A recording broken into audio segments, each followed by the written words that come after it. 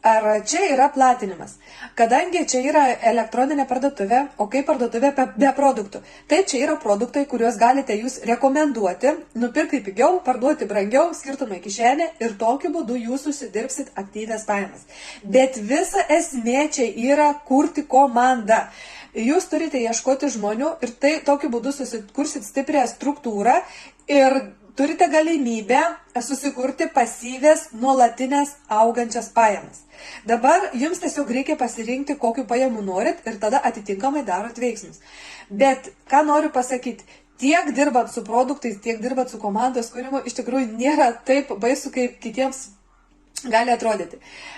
Kas liečia dirbant su produktais, tai mes neinam į gyrį, niekam nesiūlom tų produktų, tiesiog dirbam etiškai, gražiai, ką naudojam patys, tiesiog rodomės viešumai ir rekomenduojam, o žmonės patys mato, kam reiktas paskambintas susisako.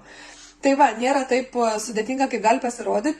O komandos, kuriams vėlgi nėra taip sudėtinga, kadangi pas mus yra sukurta visa sistema, nuo A iki Z yra mokymai, žodžiu, kaip tą daryti, kur tų žmonių ieškoti.